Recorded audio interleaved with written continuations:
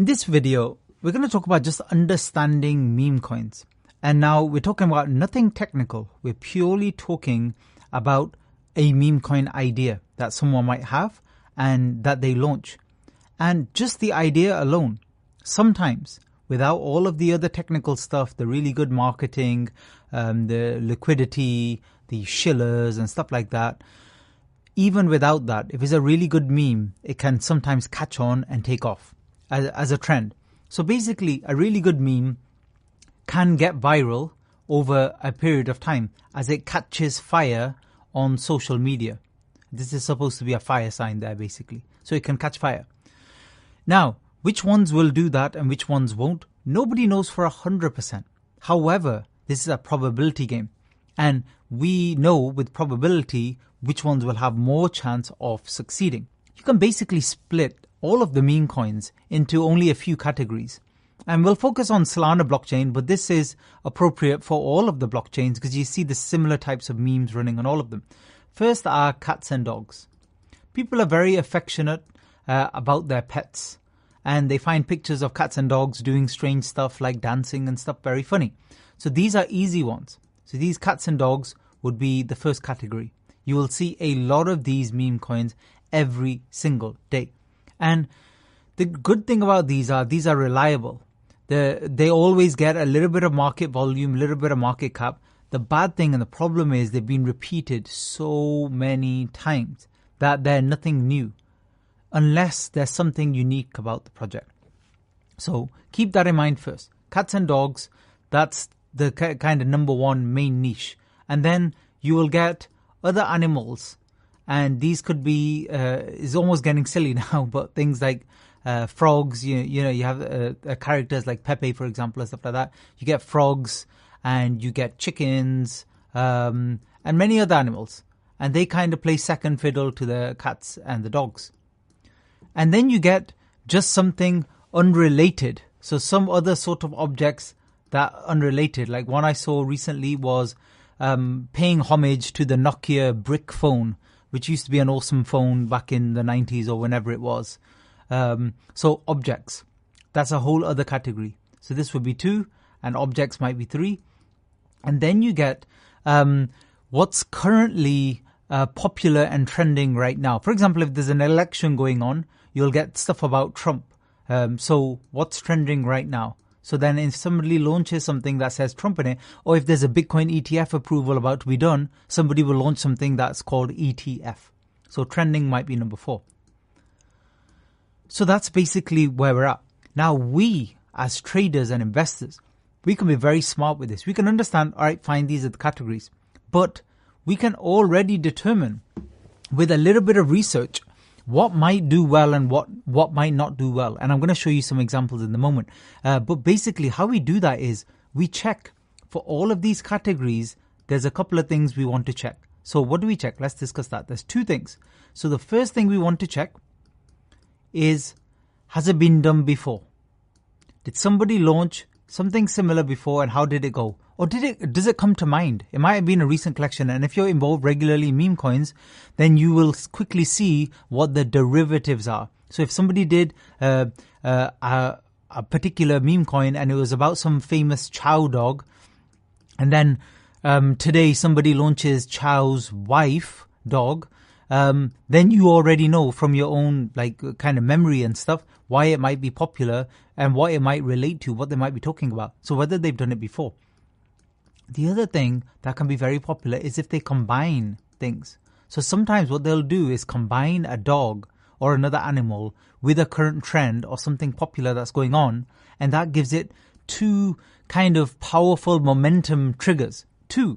So it could be 2 powerful things supporting them. So there are some very famous collections already now that are trending. For example, dog with hat is very popular. So people will take that concept and then they'll take another popular concept and they'll merge them together. And I'll show you an example of that. So let's actually discuss how this works in practice. This is TWIF. This is Trump with hat. Notice not with, because this is a play on dog with hat. And dog with hat was a very popular, still is a very popular meme. And I'll show you that in just a minute. But let's just talk about this Trump one. So this was at the time when Trump, literally the same day when Trump said he's going to stand for election, etc. And it's all very popular. And this reached a peak. Notice round numbers. I'll discuss this in a different video, but there's no surprise. It exactly touched 1 million before it sold off. Not 1.05 or 1.15 million, all the way to exactly 1 million. That's no surprise. So there would have been a lot of profit taken just before then. But anyway, this is joining Trump with this collection, dog with hat. And this is a very popular collection already. So anytime you see anything with hat, you're already looking, is it a good derivative? Have they combined something really cool with it or not really? And this one is at a 330 million market cap. So this is well established, well past any pump and dump scenarios, way past all of that stuff. Whether the dev sold or not, none of that stuff matters anymore in this collection. This is very stable. It's not going to suddenly crash to zero. It's not going to suddenly go to like hundreds of billions either. It's going to stay here and slowly grind up or down. We don't know now which way. But my point is that because this is so popular and there's so many people following this, so many people who have heard of with hat, that when you combine something else with this one, it can potentially become quite popular. The problem with that though is, I'm just typing in with hat to see, there's a lot of people who will launch stuff like this, TIFF with hat, and so basically every day people are launching stuff like this. So obviously many of them might not go anywhere, but just to keep in mind. Discuss another example. This is Nairo. This launched today, and I'll show you the chart in just a minute, and it's doing all right. It's doing quite well. And it's one I traded, funnily enough, and I'll talk about that in just a second. But this basically just launched, and it's only got 15 posts here. So it launched basically 2 hours ago, and this is their chart, and they'll share their contract. But basically, they're saying we're born as a twin alongside. So they just made up the fact that they're the twin of Miro. Miro is a famous collection that's doing really well at the moment. It's got nearly 50,000 followers, and here it is, Miro the dog, very popular on here. So let me just type in Miro here so you can see it. This collection is worth nearly 200 million. So basically that collection is launching off the back of this, and this is their website where they talk about how they're the twin of Miro, and pretty much is a copy and paste looking, very similar looking website. Followers here, it's got all the links, all the usual stuff. So nothing interesting apart from the fact that they're basically pawning off the following of Miro almost. So you could call it almost smart. How are they doing?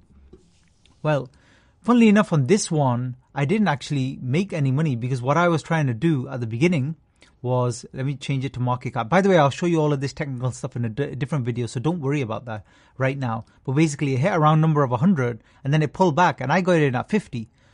Because I thought, well, that's the dip and now we're going to moon. But then it actually started selling off. So I got out of my position. The actual bottom was 20, 25. I've actually marked it here, funnily enough. And then it actually went all the way up to 250. This is a 10x, by the way. So if you put 5 SOL in here, you would have 50 SOL here. And this is 6 o'clock, this is 7 o'clock. That was in 1 hour. Not many things in the world where in an hour you can do 10x and turn 5 SOL into 50 SOL. But anyway, that's why you're here listening to this training. And it's still pumping, and now it's all the way to 500. So, bit of FOMO, but the reason I'm not bothered is because you see collections like this every single day, all the time. But this was smart. And now what's happening at these higher levels is there's a lot of volume, a lot of selling as well, but a lot of the whales come in because they've seen that this is more established. But again, I'm going off a tangent here. But my point is what I've just said. Is there a previous collection? Is there some kind of combination here that's going on? Another one that's just launched. And they're not doing that well, but again, just to show you, to illustrate a point. By the way, almost nearly hit a round number of 100 as well. It got to 90,000. This is Daisy, and this is John Wick's dog. And this just launched literally half an hour ago. And it's dumping now and not doing too great. There's not much liquidity in at the moment. But it managed to take off at the beginning, probably because people just saw the name and they were like, that's really interesting. I'm just seeing if they've even got a Twitter going. It's not clear whether they have or not. But anyway, they're here right now. And yeah, that's the collection. And, that's my point again. So this may have potential because it was combination of something. But again, if they haven't done the marketing or anything else and it's not something that people really care about, then it may not go anywhere. But this is what we see launching all the time.